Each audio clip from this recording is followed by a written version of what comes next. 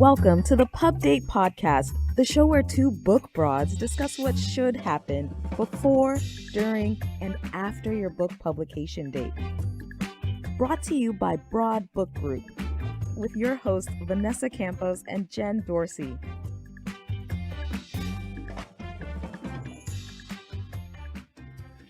Happy Friday. Welcome to the pod. Vanessa, how are you today, ma'am? This may be the first Friday in which I can't believe I'm so excited and so blessed to be in this virtual room.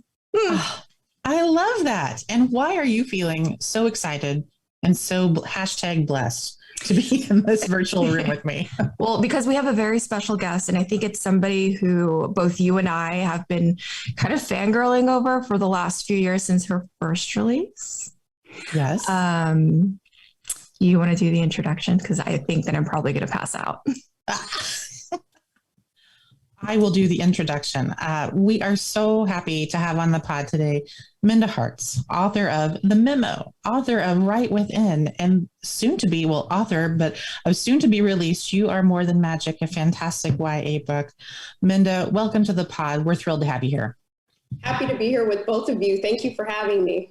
Oh my gosh, it is just our pleasure. As Vanessa said, we have been following your work for a long time because we're business book ladies at heart, and your book just has The Memo, especially, just made an absolute splash on the scene, talking about what Black women can do to get themselves a seat at that table. I would love to talk a little bit to you today about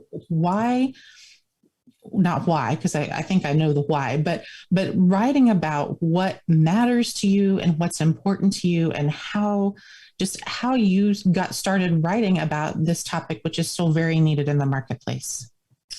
Yeah, that's a great question. I think about Toni Morrison. She pretty much said, write the book you want to read, right? And That's exactly what I decided to do. I had been reading countless business books written by, really amazing white men and women, but I never saw myself in the narrative, right? I was able to use advice that was given, obviously, to be helpful, but I knew that they weren't really talking about my experience, and I wanted others to be able to read about their experiences and say, yeah, me too, right? Or experience that. Or yes, this might happen to some people in the workplace, but as a woman of color, it's a whole different, unique experience. So I wanted to provide narrative and context and humanity to the experiences of women of color, because I knew as a Black woman, I wasn't getting that out of business content. And so, there's a lot that goes with that, but I thought, well, if I'm feeling this way, maybe others are feeling this way, and maybe there is an audience for this type of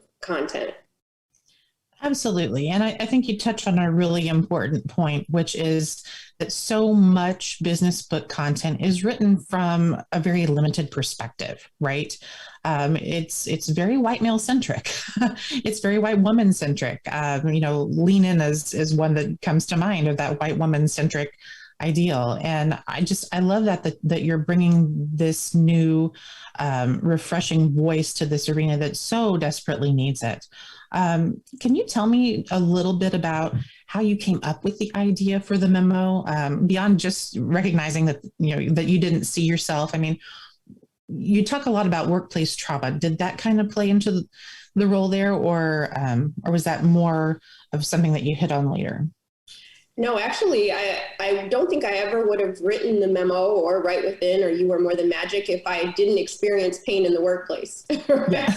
If I didn't experience that two things can be true at the same time. You can be working at the same place and experience that workplace different than some of your counterparts, those in the dominant majority. And so I was going through a really traumatic period in my former life. And I just thought, wow, if I had been a different color, if I had been a different gender, I probably would not be experiencing these inequalities, if I'm being honest with myself, right? And there's nothing that I can do to change this toxic workplace. And I just thought about how I had worked so hard, first generation college student, first person in my family to enter into corporate America, to get to this space, only to have my dreams deferred due to toxic and bad characters, right? And I realized that I don't want current or future generations of women of color or people of color or anyone who feels like they're on the margins to feel like they have to defer their career dreams. So I wanted to be able to write about it because I felt so much pain, right? I cried tears that probably many of my ancestors and relatives had cried about their experiences, right? And I wanted us to finally say,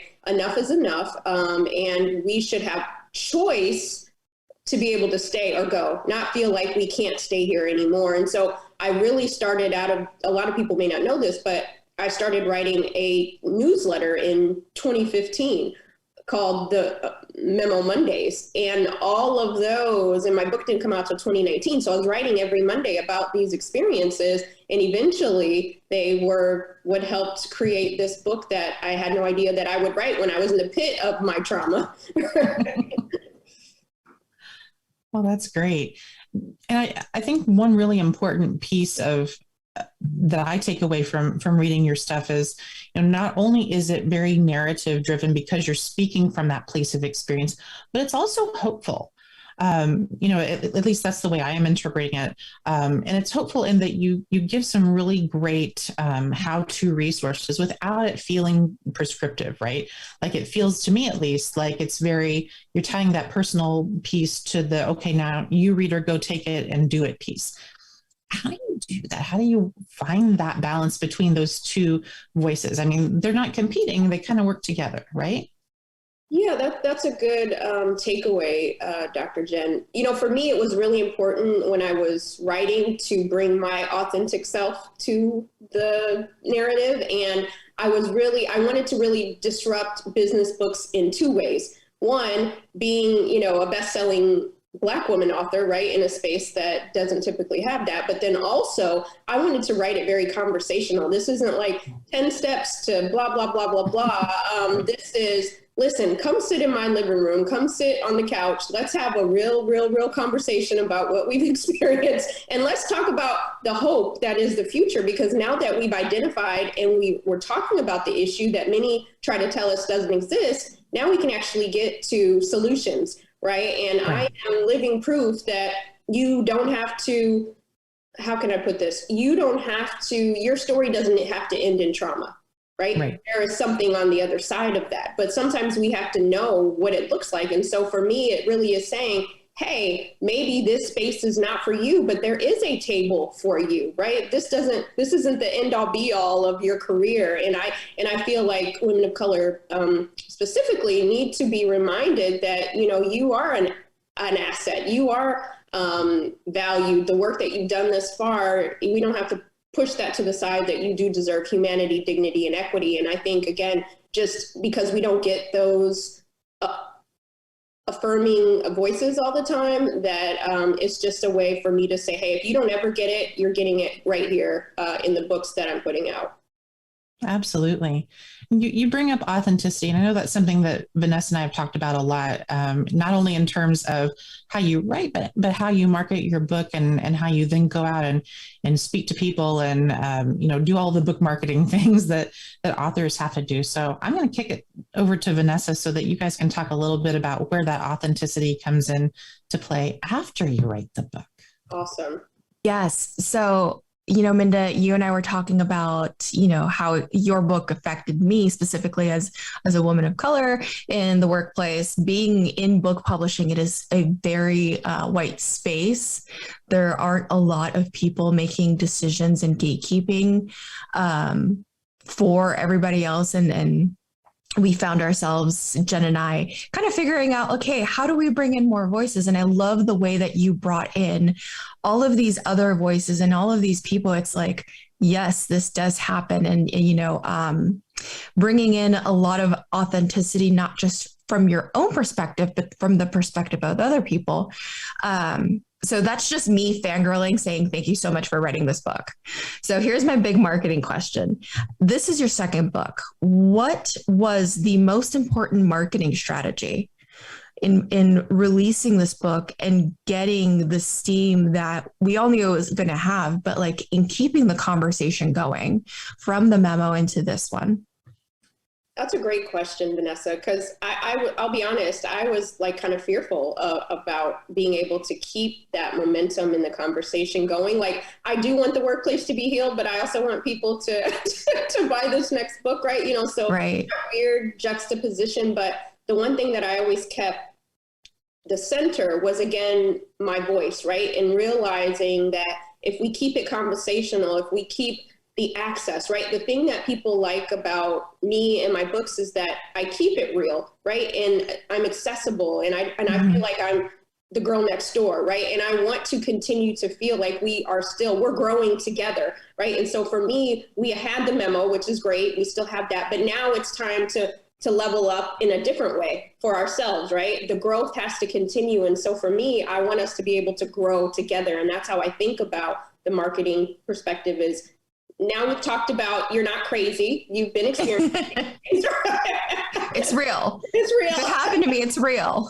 It's real. No matter what Tom said to you, it's real. Now let's work on all of those years of internalizing all that pain and aggression that you didn't ask for. And now let's go to this place, to a healing place. And so I felt like it was just like the big sister, right? When you think about the next step. And I think it was a natural transition into marketing, if you will, because people were still like, they loved the memo and they were wanting something else for that next journey. And I feel like Right Within was that next step.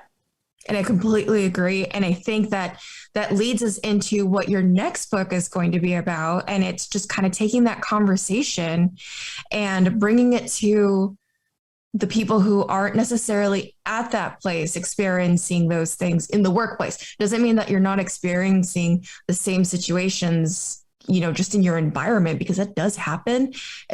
It doesn't discriminate against age. So tell us a little bit about what that kind of light bulb moment was for your next book.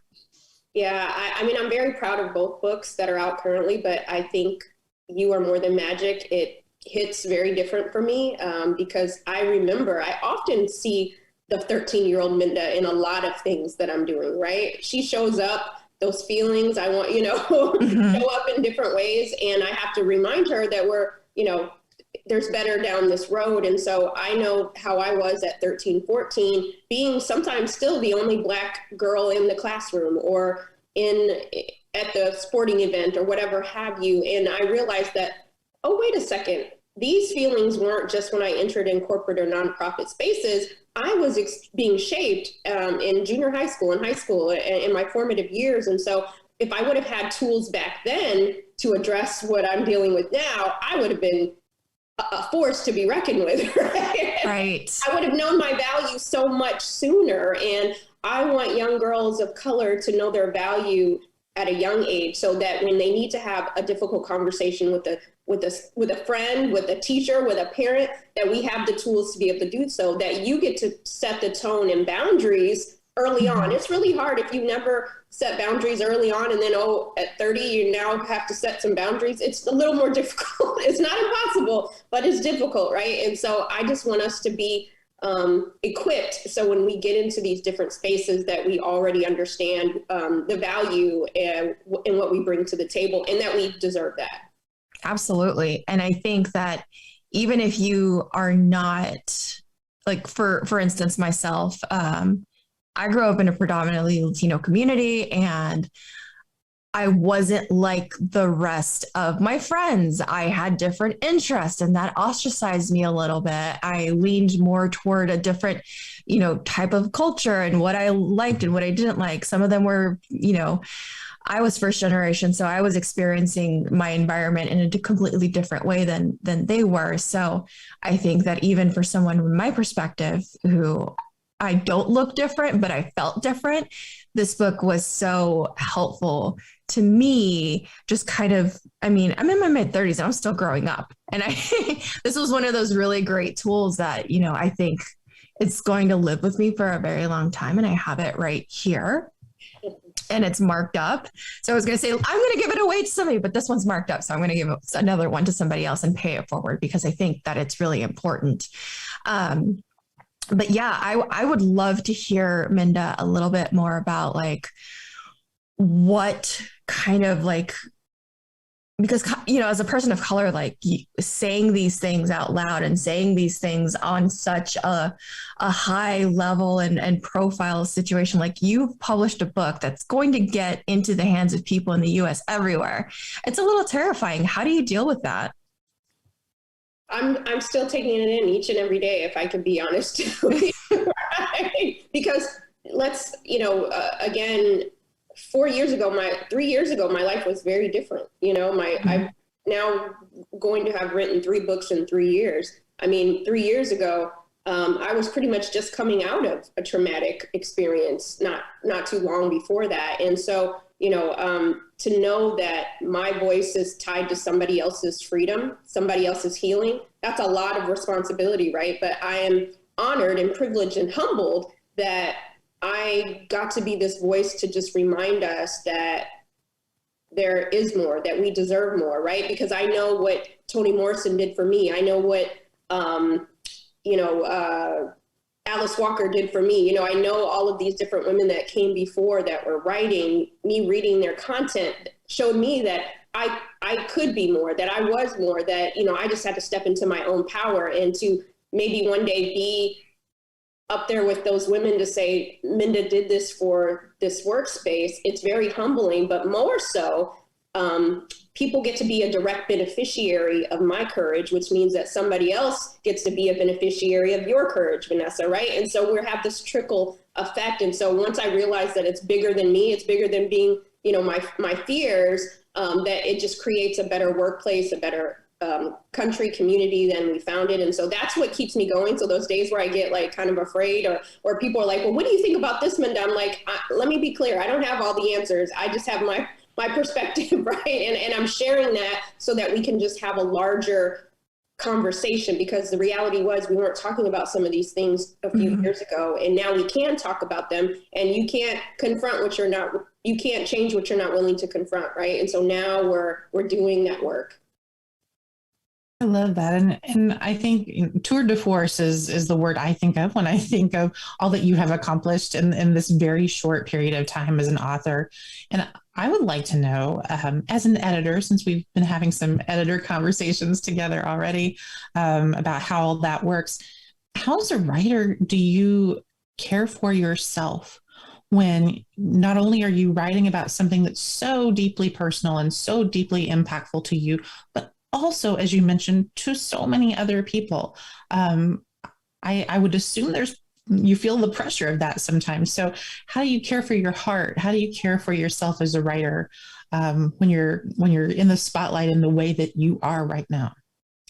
Yeah, that's a great question.